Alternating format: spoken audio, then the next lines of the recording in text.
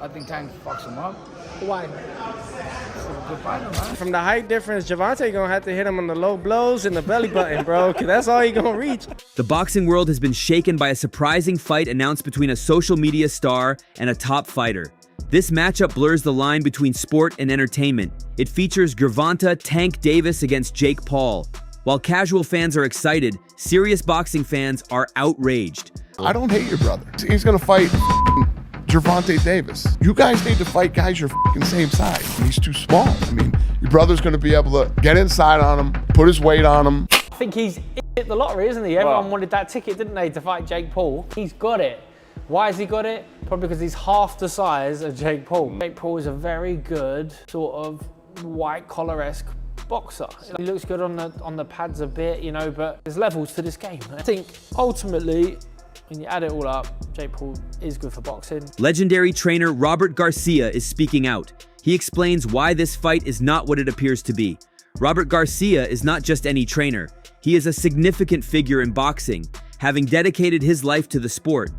His gym is a family operation where his sons, Mikey and Brandon Garcia, have developed their skills. He has trained world champions and helped create legacies. So when Robert Garcia shares his thoughts, people listen. His reaction to the Tank Davis versus Jake Paul announcement was quick and harsh. He bluntly stated that it would not be a competitive match. In his view, the skill gap is far too wide. For Garcia, this fight isn't a legitimate contest. It's a cleverly designed event, and he sees right through it. It's great, I said, but it's... If someone told Virgil you could fight Logan Paul for 100 million, you tell him don't do it? You have to do it. We'll do it. I think Tank fucks him up. Why? He's a good fighter, man. He's done great. He's a badass. He could be Trump around one of the best in the world, but he's not because he never took a chance. He's the #1 fighter in the world. He's a great fighter, man. He's a great fighter. You want a Tank and Jake type fight? Nah, that's theirs. Let them have that. What do you think about that? You think Gervonta has a better chance of knocking Jake out than Jake has a chance of knocking Gervonta out? Well, I'll tell you this, man. From the height difference, Gervonta gonna have to hit him on the low blows and the belly button, bro, because that's all he gonna reach. I think it's great, man. No matter what, man, it's giving the boxing culture something to look into. Yeah. So no matter what it is, it could be comical to a lot of people. It's a circus act, whatever you want, blah blah blah. But it's entertainment, and I think everyone's gonna want to tune in. Gervonta Tank Davis. It's sad we never was able to get a fight in. Got to do what you gotta do, but I get it, man. You got kids, you got a wife, or baby mom, whatever it is. But you know, you gotta make your money, yo. You gonna make your money, you gonna call it quits, and you know, I don't blame you on that part, you know. And Jake Paul, you know, do what you gotta do. Don't get knocked out, and keep it cool. His expert opinion was just the beginning of a verbal battle that revealed troubling truths about the fight. The main issue, the one major flaw that hype cannot hide, is a significant physical mismatch. This isn't a contest between two fighters of similar stature or even close. It's a fight between a giant and a lightweight. Jake Paul last fought as a cruiserweight, weighing nearly 200 pounds. Gervonta Davis, on the other hand, is the WBA lightweight champion, fighting at 135 pounds. The difference is shocking, over 65 pounds and a huge 8 inches in height. To put it simply, it's like a middle schooler stepping into the ring against a full-grown security guard. This weight difference is something that sanctioning bodies would never allow in a professional fight, which suggests that there is more to this matchup than meets the eye. Gervonta, congrats on a good fight. You know, you originally were gonna call somebody out, you said, after the fight, but you know, since the draw happened, it looks like Lamont Roach rematch is what's on the horizon. But who were you gonna call out? What was the plan originally? I think he was here. He came in my locker room. Shakur Stevenson? He wasn't in my locker room. Jake Paul?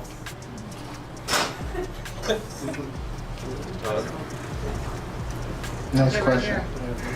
Now, Jake, what are the biggest names? Obviously, Gervonta Tank Davis, 13 sellouts in a row, 3 division champions. You and him were very close to fighting. Will we see that in November? Yeah, no, we're working on it behind the scenes to make that happen, and obviously that's a fight where the fans are going to win, and it's going to be the biggest event of the year. What weight would you fight him at? We're working on it, but it'd be an exhibition. As the boxing community tried to wrap its head around this situation, another star fighter was about to fan the flames of controversy. Just after the news broke, Ryan Garcia, who has ties to both fighters, shared a wave of criticism. Having lost to Gervonta Davis and being a friend of Jake Paul, his words carried significant weight. He didn't just disapprove of the fight, he called it a disgrace to the sport he cherishes. In a cutting social media post, he declared, "Boxing is officially the WWE." He argued that success in boxing now has little to do with skill or hard work. Instead, it's about gaining popularity, picking fights with clear advantages, and making money.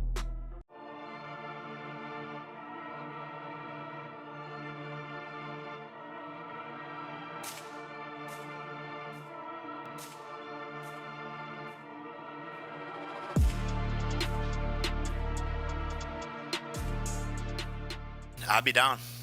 Let's run it. Like, I'll be super, super down. I don't know if Gervonta needs Jake Paul. Let's be clear, right? is there a height limit in boxing? Do you want that rematch next? And if so, how likely it is that we're to see that fight happen again this year? I'm not sure, bro. I'm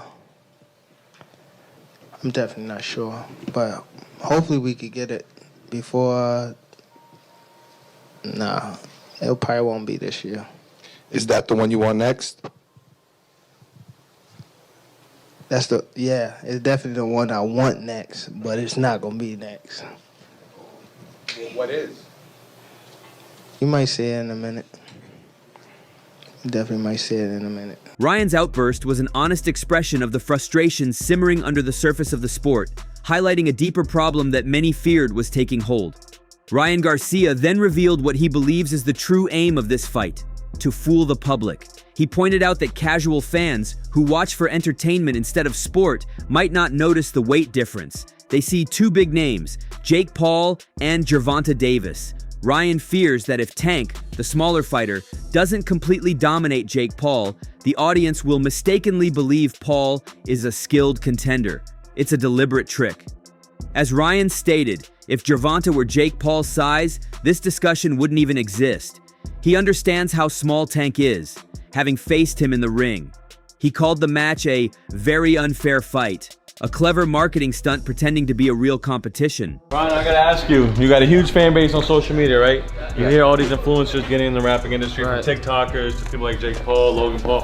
How do you feel about them getting into the space that you were born and raised into doing that? I mean, it's kind of like, it's a great night. I'm never a hater, so I don't have a problem with them like coming into the sport and showing love. I just wish more boxers got paid. More, right? Yeah, because even some NBA players, if they're not a superstar, it doesn't matter, they get paid good, you know what I mean?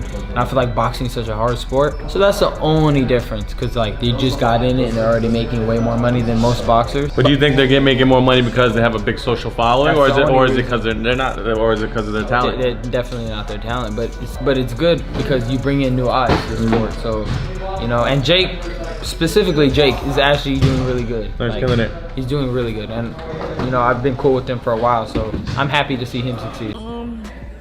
It's kind of weird because Jake Paul is extremely bigger than Tank, and but with it being a exhibition, it makes sense. It's fine. He got a big name that he's going to be fighting, but it really makes no sense because he's going to be weighing over 200 and some pounds. Tank's going to probably be weighing maybe at the most 147, 150. So I don't even understand why the fight is happening. However, how such an unbalanced fight could be sanctioned was unclear until Robert Garcia explained the loophole that makes it all possible. Do you ever think about the Tank fight, or is that just in the past? What can I do? I did everything I could to try to propel boxing forward. That shit was born. I took a rehydration clause where you can't gain more than 10 pounds after the weight. I literally, I stepped into the ring with a separated rib, and this is not an excuse, but I was severely dehydrated, so anything I got touched with affected me in the ring when I was sparring. It is what it is, but I still said to myself, I already committed to this. I said I'm gonna do it, and that's what I'm gonna do it.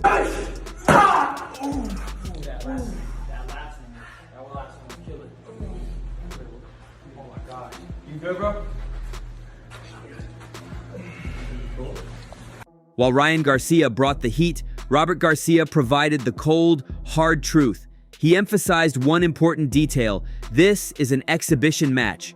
Those two words change the game. An exhibition is not a professional fight. It means the rules can be adjusted, round numbers can change, and the official outcome doesn't count on their professional records. This loophole allows for unusual matchups that would never pass under strict professional regulations. This is why a lightweight can fight a cruiserweight. For him, man, because of all that money he's making, I don't blame him, but it sucks. It's good for them, man. He's making a lot of money, which I don't fucking blame. Like I said, if I had one of those fighters that could do that, then I would do the same. You know, I'm not saying it. You have a lot of big names here. But you know, like Mayweather started doing that with MMA fighters and shit like that because he already accomplished so much. Tank hasn't, bro. Tank never fought, never unified, never took challenges. Never challenged the best fighter. 30-0, 28 knockouts. He never had that challenge to fight the next fight. You know, Paulie, ask Paulie about him, man. Paulie will tell you the same shit. Fucking Tank is the You can ask me, I'll tell you how I feel. I fucking enjoy watching his fights, but he never took challenges, man. Robert Garcia's analysis cuts through the hype, showing the event for what it is, a profitable piece of entertainment, not a real skill test. For one fighter, it's also a risky move that could jeopardize everything he has accomplished. For Jake Paul, this fight is a low-risk, high-reward opportunity. But for Gervonta "Tank" Davis, the risks are significant. Before this exhibition was announced, the WBA had ordered Tank to have a rematch with Lamont Roach Jr. following their controversial draw.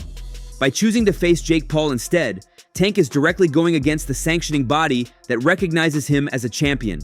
The WBA is now reportedly reviewing his status, and he may face losing his lightweight title. He is putting his championship legacy at risk for a huge payday against a social media icon. This gamble has many in boxing questioning if the money is worth tarnishing a hard-earned career. I just don't think he's going to be as good as me in boxing. Like if I went into MMA, I don't think I'd be as good as him. But that's just my beliefs and my confidence. But I invite that. And you're never going to hear me talk badly about him because I like the guy. But I'm very excited by the challenge. And I think it's great that he's coming into boxing. Let's see if he's got the heart and the engine for it. Jake Paul and Tank doesn't seem to be happening.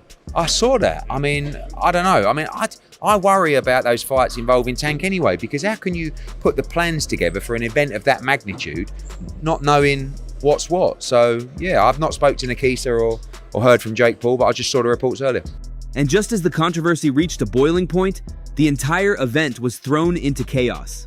The planned venue in Atlanta was abruptly scrapped after the Georgia Athletic and Entertainment Commission refused to sanction the fight. The chairman, Rick Thompson, did not hold back, delivering a stunningly blunt verdict on the matchup. He called it the dumbest ST I've ever heard, adding, "It's a money grabber, and I'm not okay with that."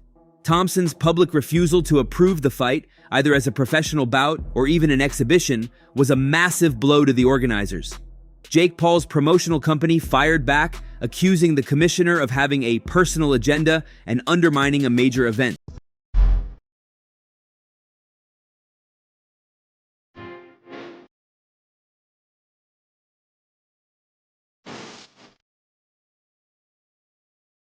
Yeah, no, it was highly talked about and in negotiations and almost ready to make happen, but he has to do his rematch with Lamont and get that W, and then we'll be able to run it back. But me and Gervonta were scheduled to fight for sure.